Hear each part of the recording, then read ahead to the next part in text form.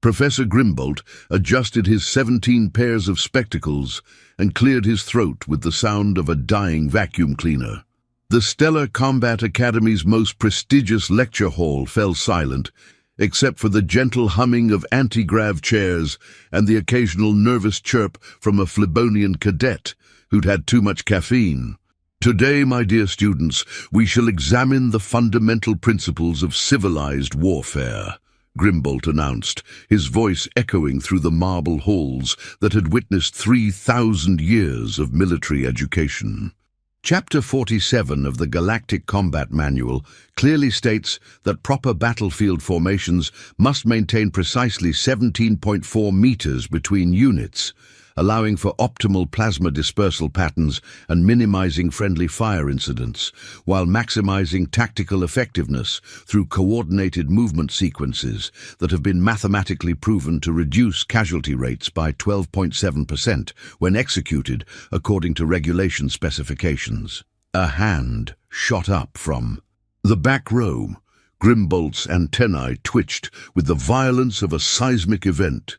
In his 2-century teaching career, interruptions were rarer than a Vogon poetry recital that didn't cause mass suicide, and roughly as welcome as finding a black hole in your morning coffee.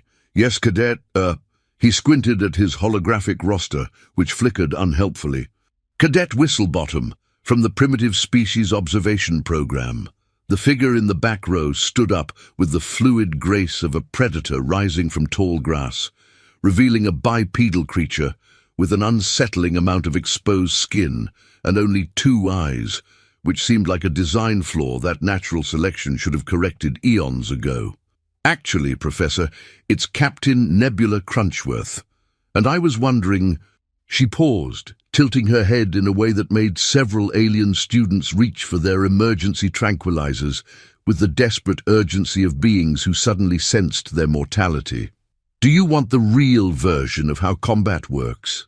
The lecture hall fell so quiet you could hear a pin drop in the vacuum of space, which admittedly was impossible according to the laws of physics, but the sentiment remained valid in the metaphorical sense that academics so loved to employ when reality became inconvenient.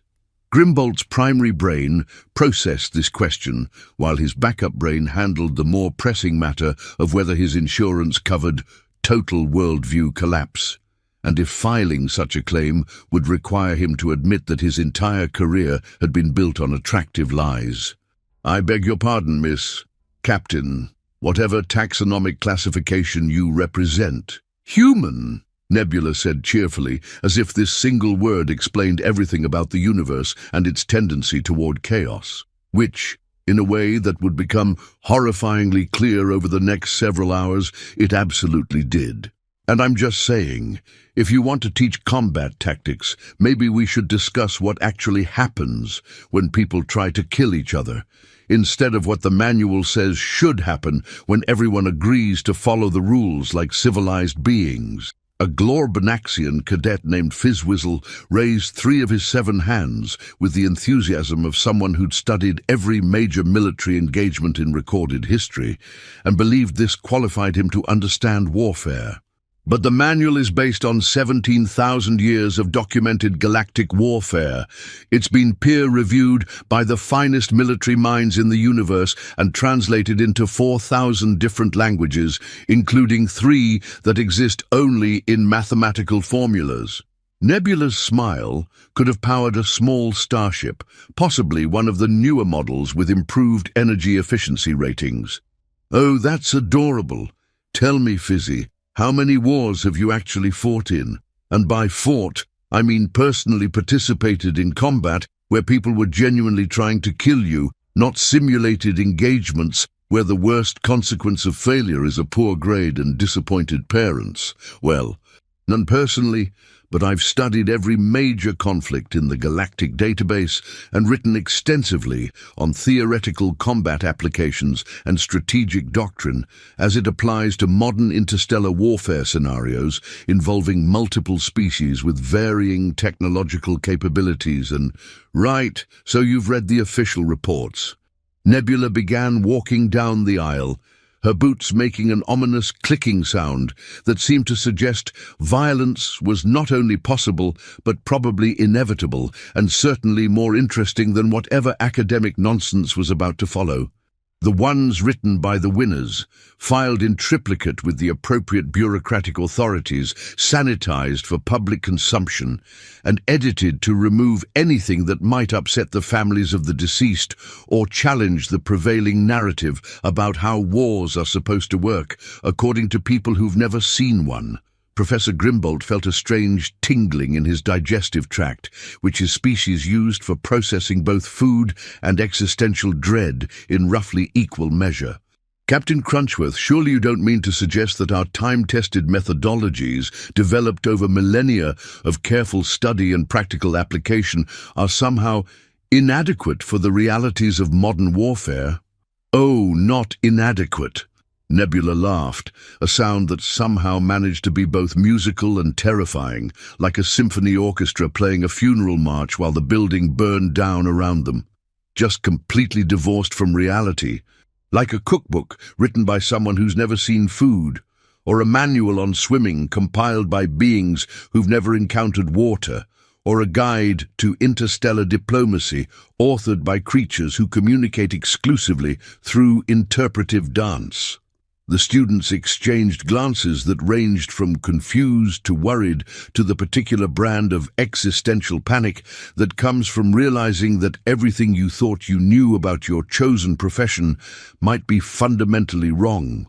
Several reached for their note-taking devices, while others began quietly updating their wills and considering alternative career paths that didn't involve getting shot at by people who hadn't read the manual. For instance, Nebula continued, now standing at the front of the class like a professor who'd actually earned the right to be there through methods that didn't involve peer review, your manual says that when facing an entrenched enemy position, the proper response is to establish a perimeter at regulation distance, perform a full tactical assessment, request a formal declaration of intent to engage, and then proceed according to the established protocols for siege warfare as outlined in chapters 37 through 41. Is that correct? Grimbolt nodded proudly, his antennae quivering with the satisfaction of someone who'd memorized every word of the manual and considered this a meaningful accomplishment. Precisely. Chapter 12, subsection 49, with cross-references to the appendices on proper formation spacing and communication protocols. It's the civilized way to conduct warfare, ensuring minimal casualties while maintaining the dignity and honor that separates us from mere animals. My species calls that giving them time to shoot you, Nebula said with the casual tone of someone discussing the weather. We prefer what we call combined arms tactics, which is a fancy way of saying hit them with everything you've got while they're still figuring out what's happening, then hit them again before they can recover, and keep hitting them until they stop moving or run away, screaming. A Flaubertian cadet named Gooblebonk raised his gelatinous appendage with the trembling uncertainty of someone who was beginning to suspect that his education might have been somewhat incomplete. But what about the Geneva Convention of Galactic Warfare? The rules of engagement clearly state that all combatants must be given adequate warning before any hostile action, and that civilians must be protected, and that certain weapons are prohibited, and that— Oh, the rules! Nebula's eyes lit up like a child who'd just discovered that candy existed and that adults had been lying about vegetables being good for you. I absolutely love the rules. They're like guidelines for people who've never been in a fight and believe that violence can be made civilized through proper documentation and bureaucratic oversight. Tell me, Gooblebonk, what happens when your enemy doesn't follow the rules?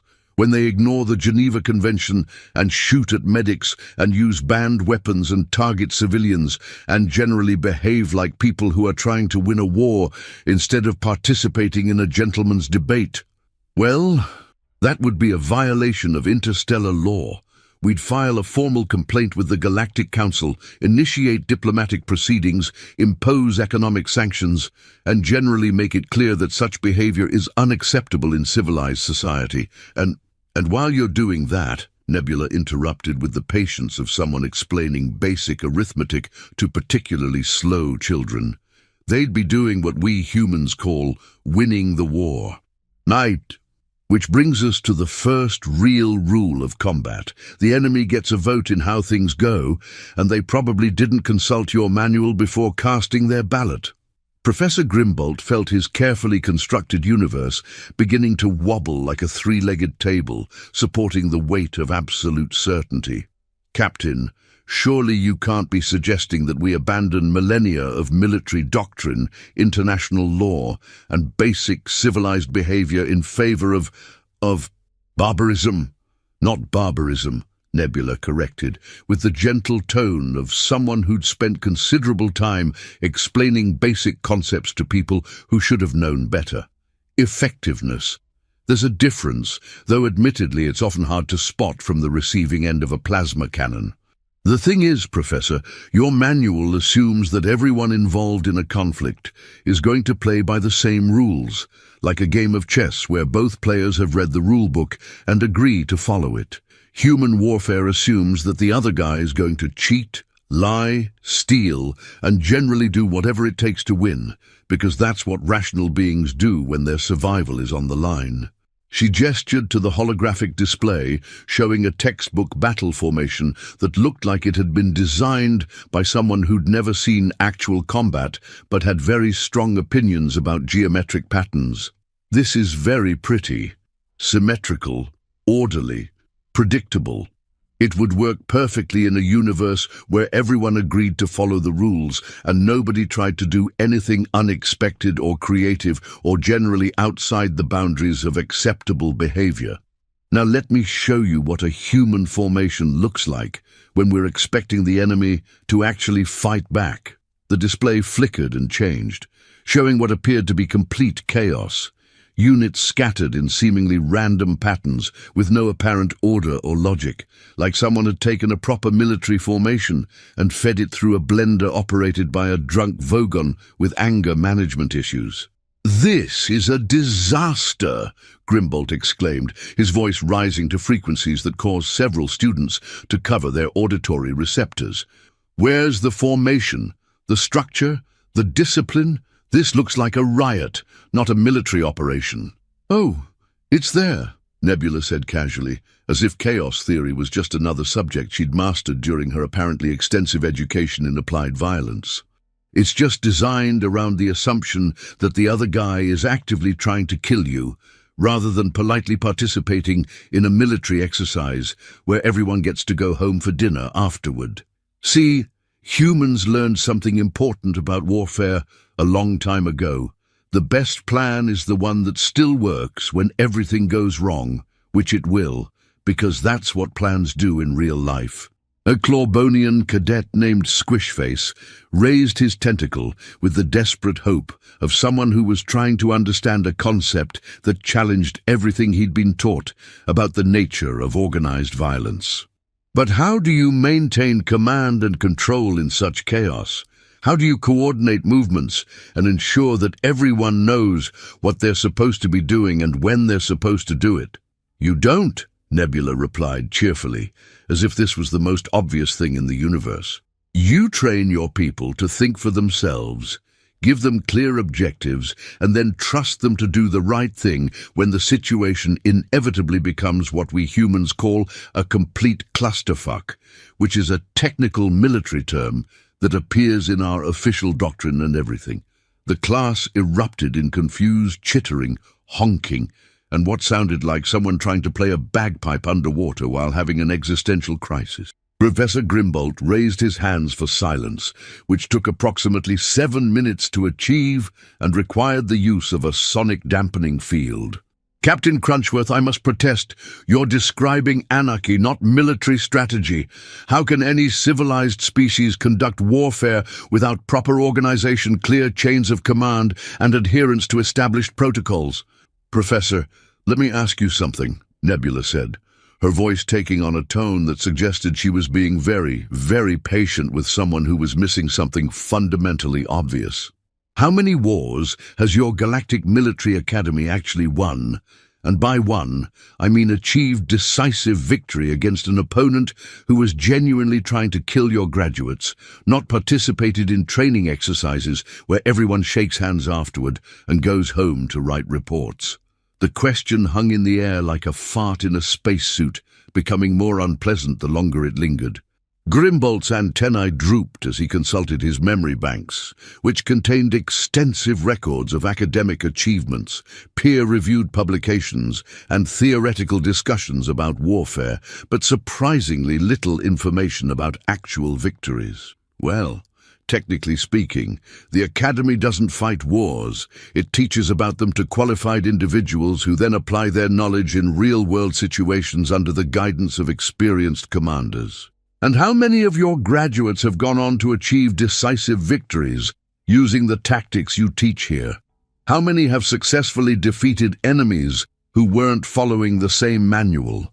How many have won wars instead of participating in extended negotiations punctuated by occasional violence?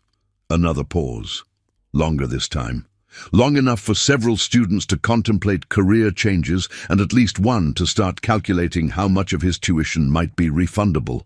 The thing is, most galactic conflicts are resolved through negotiation and diplomatic channels, with military action serving primarily as a deterrent and bargaining chip rather than a means of achieving total victory over one's opponents. Which is a fancy way of saying nobody actually wins, they just get tired of fighting and agree to disagree. Nebula nodded sympathetically. That's very civilized. It's also why my species conquered half the galaxy before you even noticed we existed, and why the other half is now very politely asking if we'd like to discuss terms for mutual cooperation and possibly not shooting them. The lecture hall fell silent again. But this time it was the kind of silence that usually preceded either enlightenment or mass hysteria, possibly both. It was the silence of beings who were beginning to realize that their understanding of the universe might be somewhat incomplete. Now, Nebula continued, pacing back and forth with the easy confidence of someone who'd never lost a fight that mattered. Before we go any further, I should probably mention that I'm not actually just an observer from the Primitive Species Program. I'm Lieutenant Colonel Nebula Crunchworth, formerly of the Terran Expeditionary Force, veteran of the Proxima Campaign, the Siege of New Birmingham, the Battle of Rigel 7, the incident at Wolf 359 that we're not supposed to talk about, and that unpleasant business with the space pirates near the Horsehead Nebula. My colleagues call me Boom Boom, which should tell you everything you need to know about my teaching methods and general approach to problem solving. Professor Grimbolt felt his secondary stomach beginning to digest itself, which was both painful and somewhat embarrassing in front of his students. You mean you've actually participated in real combat? Against opponents who were genuinely trying to kill you, with actual weapons and everything? Oh, I've done more than participate, Nebula said with a smile that could have stripped paint from a starship hull at 50 meters. I've won. Repeatedly. Using tactics that would make your manual burst into flames and run screaming into the night, assuming your manual was capable of independent movement and emotional response. A brave Throgmortian cadet named Blibbernox raised his claw with the trembling courage of someone who knew he was about to ask a question that might change everything he thought he knew about warfare. Could you show us? Show you what exactly? How it actually works. Real combat, not the theoretical stuff we've been studying. What actually happens when people are trying to kill each other and nobody's following the rules and everything goes wrong and people start dying. Nebula looked around the room, taking in the eager faces of students who'd spent their entire academic careers learning about war from beings who'd never experienced it, like studying swimming by reading about water without ever getting wet. Are you sure? Because once you see how it really works, you can't unsee it. And trust me, it's not nearly as neat and tidy as your textbooks suggest. Real warfare is messy, chaotic, brutal, and generally unpleasant for everyone involved, especially the people who end up dead. The students nodded enthusiastically, with the kind of innocent eagerness that comes from not understanding what you're asking for. Professor Grimbolt looked like he was preparing for his own funeral and wondering if his will was up to date. "Right then," Nebula said, rubbing her hands together with the enthusiasm of someone about to demonstrate explosives to children who'd never seen anything more dangerous than a safety lecture. "Let's start with something simple. Fizz-whizzle. You mentioned studying 17,000 years of galactic warfare. Tell me, what's the most important thing in combat? What's the fundamental principle that everything else is built on?" The Glorb-Naxian puffed up proudly, his 7 arms gesturing with academic enthusiasm. "Superior firepower and tactical positioning. According to the manual, victory goes to the force that can deliver the most destructive potential while maintaining optimal positioning relative to the enemy and terrain features." "Wrong," Nebula announced cheerfully, as if she'd just told him that his favorite color was actually a mathematical impossibility. "The most important thing in combat is not dying. Everything else is secondary. This might seem obvious, but you'd be amazed how many military academies skip this fundamental concept in favor of more abstract discussions about strategy and tactics, and other things that don't matter if you're dead." She gestured to the holographic display, which obediently showed various military scenarios. "Your manual says that when facing an enemy with superior firepower, you should establish defensive positions, dig in, and await reinforcements while maintaining communication with command and following established protocols for siege warfare. Humans call this giving them time to kill you slowly while you wait for help that might not come. We prefer a different approach." The display showed a scenario where a small human force was facing a much larger alien army. According to every principle taught at the academy, the humans should have dug in and waited for help. Instead, they seemed to be doing something that defied all logic, reason, and basic survival instincts. "They're advancing!" Grimbolt exclaimed in horror, his voice reaching frequencies that caused the building's crystal resonators to vibrate sympathetically. "Into superior firepower against overwhelming odds. That's suicide. That's madness. That's completely contrary to every principle of military science." "That's audacity," Nebula corrected, as if this was a perfectly reasonable tactical doctrine that any sensible person would adopt. "And it works because most species aren't expecting it. See, everybody reads the same manual, so everybody expects the same responses. When you do something completely different, it tends to cause what we call tactical confusion, which is a polite way of saying the enemy shits themselves and runs away because they have no idea what to do when someone ignores the rules." A Flugmanian cadet named Gribbleflop raised his pseudopod with the desperate hope of someone trying to understand a concept that challenged everything he'd been taught about cause and effect. But what if they don't run away? What if they stand and fight? What if they're prepared for unexpected tactics and respond appropriately? "Then you improvise," Nebula said simply, as if this was the most natural thing in the universe. Which brings us to the second rule of human combat. No plan survives contact with the enemy, so have lots of plans, and when those fail, make up new ones on the spot. And when those fail, do something so crazy that even you don't know what you're doing, because if you don't know what you're doing, the enemy sure as hell doesn't either.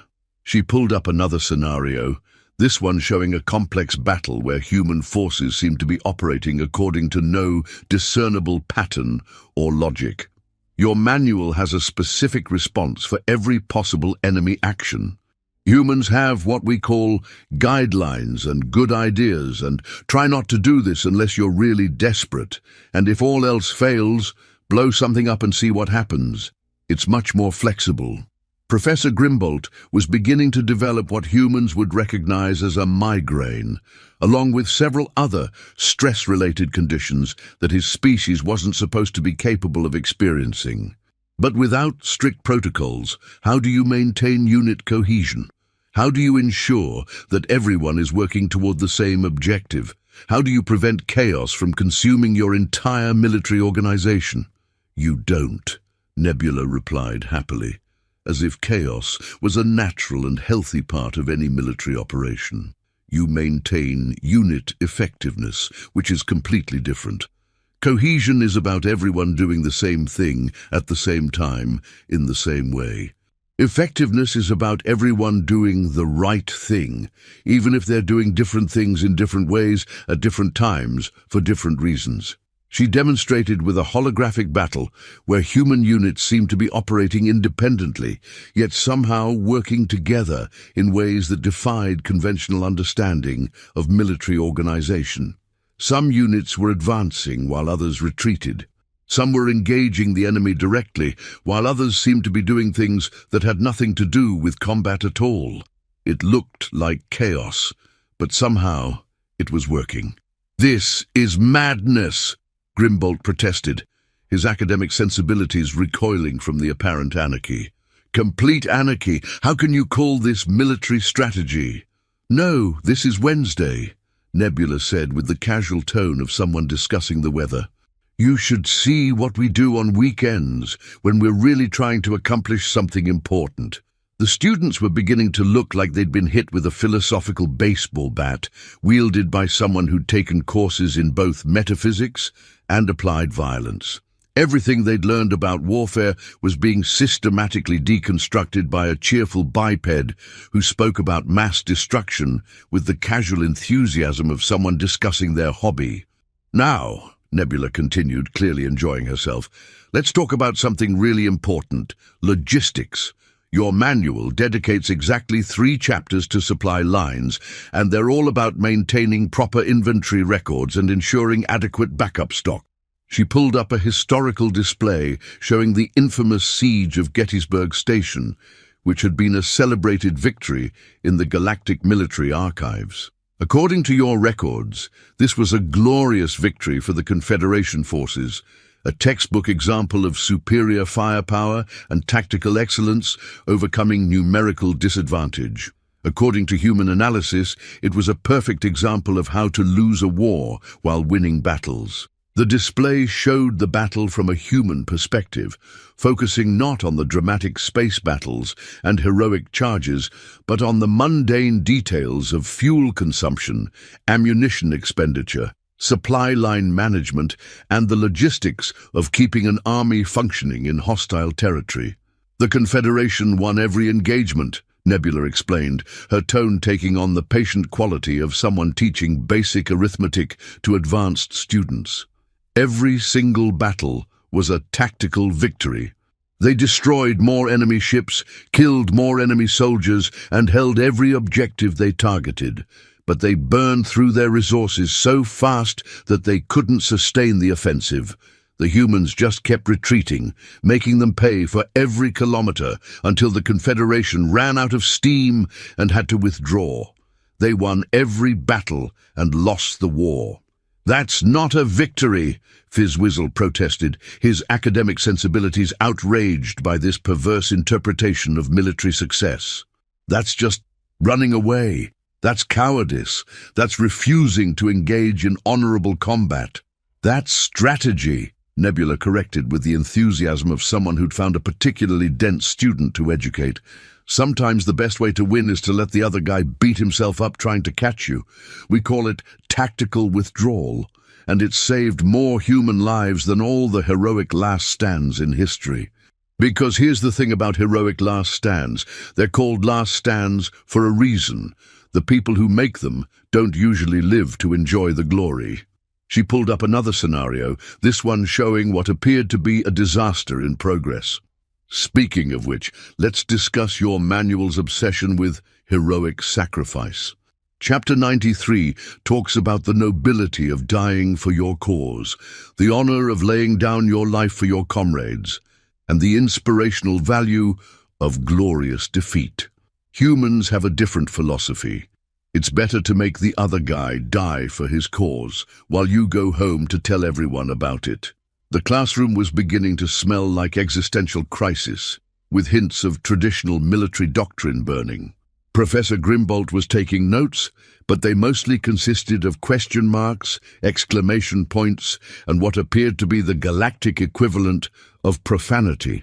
"Captain Crunchworth," he said weakly, his voice barely above a whisper, "surely you're not suggesting that we abandon all military honor and tradition, that we embrace cowardice and deception and general dishonor in the name of mere survival?"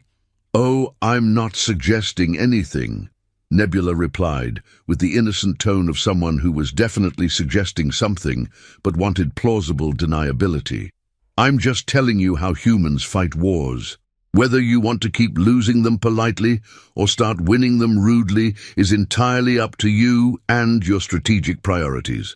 She gestured to the display again, which showed a tactical scenario that looked like it had been designed by a committee of sadistic generals with advanced degrees in creative violence. "Let's try a practical exercise. Blibbernox, you're commanding a standard galactic battle group. You're facing an enemy force that outnumbers you 3-1, has superior firepower, holds the high ground, and has cut off your supply lines. Your communications are being jammed, your reinforcements are 6 hours away, and your political superiors are breathing down your neck for a quick victory. What do you do?" The Throgmortian consulted his notes frantically, flipping through pages of carefully organized tactical doctrine with the desperation of someone looking for a life preserver on a sinking ship. "According to the manual, I should establish a defensive perimeter, attempt to restore communications, send scouts to locate alternative supply routes, and request immediate reinforcement while maintaining unit cohesion and morale." "Excellent!" Nebula beamed with the enthusiasm of someone who'd just witnessed a spectacular failure. "Now you're dead. The enemy used the time you spent establishing your perimeter to surround you completely, cut your communications permanently, destroy your scouts, and eliminate your reinforcements before they could arrive. Your defensive perimeter became a convenient target for their artillery, and your adherence to proper protocols gave them plenty of time to plan your destruction in detail. Any other ideas?" Blibbernox looked panicked, his natural coloration shifting to patterns that indicated severe stress and possible digestive distress. I could try to negotiate, open diplomatic channels and attempt to resolve the conflict through peaceful means." "Also dead. They shot you while you were broadcasting your surrender offer because they've read the same manual you have, and they know that requesting negotiation is what losing commanders do when they're out of options. This is fun. Anyone else want to try?" A Squeebletonian cadet named Murphblatt raised his appendage with the trembling hope of someone who was beginning to suspect that his education might have been somewhat incomplete. "What would humans do in this situation? How would you handle impossible odds and certain defeat?" "Humans would probably have never gotten into this situation in the first place," Nebula said, with the casual confidence of someone who'd thought about these things professionally. "But assuming we did, we'd have several options. We could use the terrain to our advantage, create a diversion, split their forces, attack their supply lines, conduct psychological warfare, employ asymmetric tactics, or just do something so unexpected that they'd spend crucial time figuring out what the hell we were doing instead of shooting at us." She pulled up a historical example that made several students reach for their emergency medication. The Battle of Thermopylae Secundus. 300 human marines held off 30,000 Zorbarian shock troops for 6 hours, not because they were trying to die heroically for the honor of their species, but because they were buying time for the real plan to work, while making the enemy think they were facing a much larger force. "Which was?" several students asked simultaneously. While the Zorbarians were focused on the Marines making their heroic last stand, a human engineering team was infiltrating their command ship and turning their own orbital bombardment platforms against them. By the time the Zorbarians realized what was happening, their entire fleet was shooting at itself, while their ground forces watched their support disappear in a series of very large explosions. The students stared at the display in what could only be described as horrified admiration mixed with professional envy and a growing suspicion that they'd been learning the wrong subject entirely. That's cheating, Gooblebonk protested, his gelatinous form quivering with academic outrage. That's deception. That's using the enemy's own weapons against them. That's completely outside the parameters of honorable combat. That's winning, Nebula corrected with the patient tone of someone explaining basic arithmetic to someone who'd been using the wrong numbers all their life. And before you ask, yes, it was perfectly legal under Galactic law. The manual just doesn't cover it because nobody thought anyone would be crazy enough to try it. Which brings us to another important principle of human warfare. If nobody's thought of it before, it's probably worth trying at least once.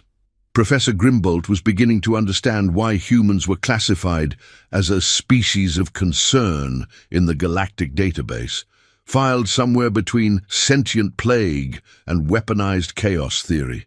Captain, surely you don't expect us to completely revolutionize military doctrine based on the experiences of one species, however creative their approach might be? One species that's never lost a war, Nebula pointed out, with the casual tone of someone mentioning the weather. But hey, if you prefer your current system of elegant defeats to messy victories, that's your choice. I'm sure your students will appreciate the aesthetic value of proper formation spacing when they're being shot at by people who didn't read the manual. She walked back to the front of the class, her boots clicking ominously on the marble floor with the rhythm of someone who'd walked across many battlefields and had strong opinions about proper footwear for armed conflict. Though I should mention that my commanding officer is expecting a full report on the quality of galactic military education. And right now, that report is going to be very, very short and not particularly flattering to anyone involved in this institution. The implications of this statement rippled through the room like a shockwave in a gravity well. The Stellar Combat Academy was the most prestigious military institution in the galaxy. Its graduates went on to command fleets, lead armies, and make strategic decisions that affected entire star systems. If the humans decided that galactic military doctrine was inadequate, if they concluded that 3,000 years of academic tradition was fundamentally flawed, what exactly would your report say?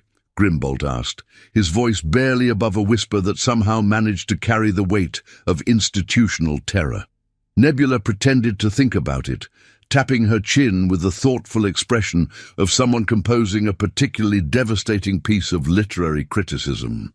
Well, I'd have to mention that your students are very polite, your facilities are impressive, your library is extensive, and your understanding of actual combat is roughly equivalent to a children's picture book about dinosaurs.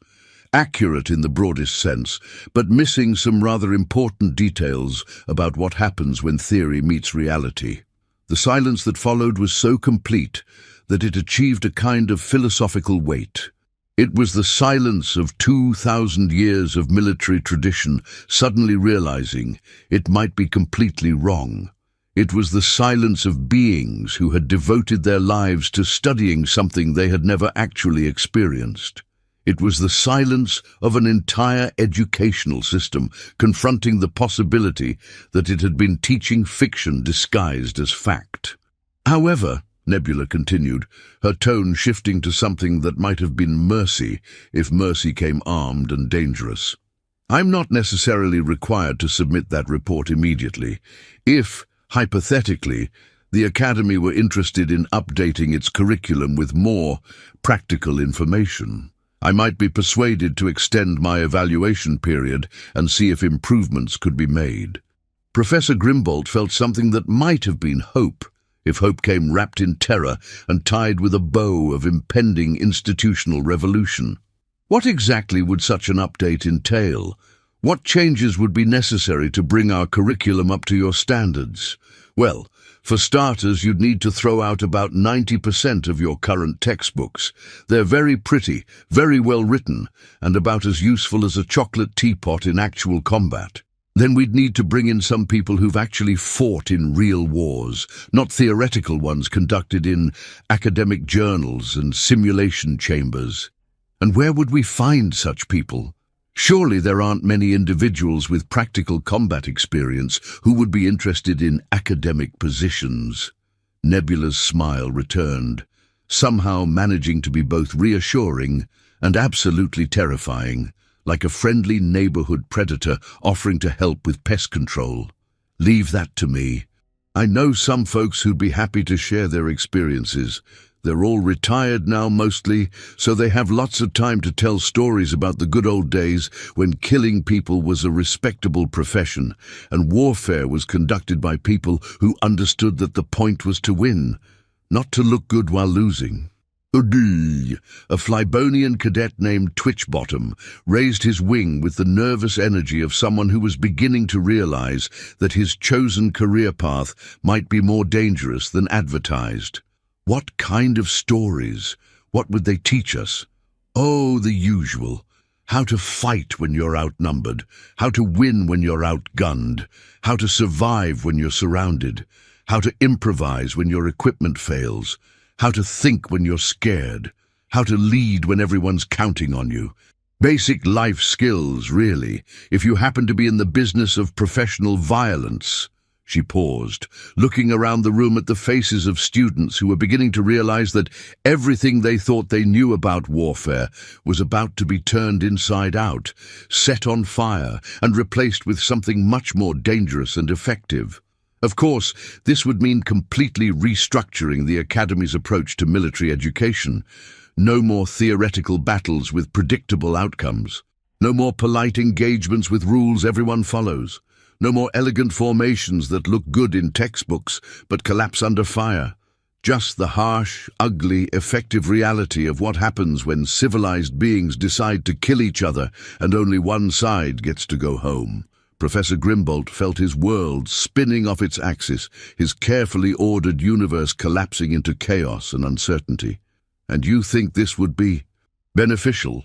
You believe that replacing our time-honored traditions with whatever it is that humans call education would actually improve our graduates' chances of survival?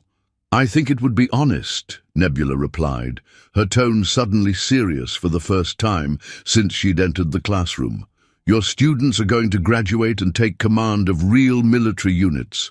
They'll be responsible for real people who will live or die based on the decisions they make. They'll face enemies who won't follow the rules, situations that aren't covered in the manual, and choices that don't have clean answers. Don't you think they deserve to know how warfare actually works instead of how we wish it worked?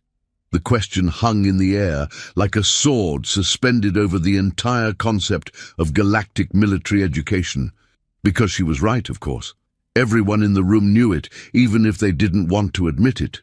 The manual was beautiful, the traditions were noble, the theories were elegant, but wars weren't won by beauty, nobility, or elegance. They were won by people who understood that the enemy was trying to kill them and responded accordingly. What would you need? Grimbolt asked finally, his voice carrying the weight of institutional surrender. What resources, what authority, what changes would be required to implement this revolution? In military education, complete authority over curriculum design, access to classified military databases from every major power in the galaxy, the right to bring in guest lecturers who might not fit the traditional academic profile, and most importantly, the freedom to teach your students that everything they think they know about warfare is wrong. Wait, what do you mean by might not fit the traditional academic profile? Well, most of them have killed more people than your entire faculty has met. They don't have advanced degrees in military theory, but they have practical experience that you simply can't get from textbooks. They know what it feels like to be shot at, what it sounds like when people die, what it smells like when plasma weapons overload, and what it takes to keep functioning when everything goes wrong and people are counting on you to make decisions that will determine who lives and who dies. Grimbolt realized he was about to make a decision that would either revolutionize galactic military education or destroy it entirely, possibly both. The Academy had stood for 3,000 years, training the finest military minds in the galaxy according to principles that had been tested and refined over millennia, and now a single human was suggesting that all of it was wrong. But the evidence was hard to ignore. Humans had conquered half the galaxy in less time than it took most species to plan a single campaign. They had never lost a war, never failed to achieve their strategic objectives, never been defeated by an enemy who outnumbered them. Their success rate was perfect, their methods were effective, and their results spoke for themselves. "Very well," he said, his voice carrying the weight of 3,000 years of tradition being thrown into the recycling bin. "The Academy places itself under your guidance, Captain Crunchworth. May the universe have mercy on us all." "No, the universe doesn't do mercy," Nebula replied cheerfully, her mood returning to its previous state of cheerful menace. "That's what weapons are for. But don't worry, Professor. By the time I'm done with your students, they'll be the most dangerous military minds in the galaxy. And more importantly, they'll be alive to use what they've learned." As she turned to address the class, her expression suddenly serious as she looked at faces that would soon be responsible for the lives of soldiers and the fate of civilizations. "Class dismissed. Tomorrow we begin your real education. And just so we're clear, everything you've learned up to this point is now officially useless. We'll be starting from scratch, with the basic assumption that the enemy is trying to kill you and doesn't care about your feelings, your traditions, or your manual." As the students filed out of the lecture hall, their voices filled with excited chatter about the dramatic change in their education and worried discussions about what they'd gotten themselves into, Professor Grimbolt remained at his desk, staring at the spot where his carefully ordered universe had just exploded. The display still showed the last tactical scenario, frozen at the moment when human forces had achieved the impossible through methods that defied every principle he'd spent his life studying. It was beautiful in its effectiveness, terrible in its implications, and absolutely devastating in its simplicity. "Captain," he called out as Nebula was leaving, her boots still clicking with that ominous rhythm that suggested violence was never far away. "How do you know this will work? How can you be certain that your methods will produce better results than our traditional approach?" She paused at the door, looking back with an expression that was equal parts sympathy and predatory satisfaction, like a tiger offering career advice to a rabbit. "Because, Professor, humans didn't conquer half the galaxy by being polite. We did it by being better at killing than everyone else. And tomorrow your students are going to learn exactly what that means." The door closed behind her with a soft click that somehow sounded like the closing of a coffin lid on the entire concept of civilized warfare. Professor Grimbolt sat alone in his empty lecture hall, surrounded by the ghosts of military doctrine and the smoking ruins of everything he'd believed about combat. In the distance, he could hear the sound of construction crews arriving to remove the marble facades and classical architecture that had defined the Academy for millennia. Tomorrow, the real war would begin. And for the first time in his life, Grimbolt wasn't sure who was going to win, but he had a terrible feeling that the universe was about to become a much more dangerous place, and that somehow, inexplicably, this was exactly what it needed.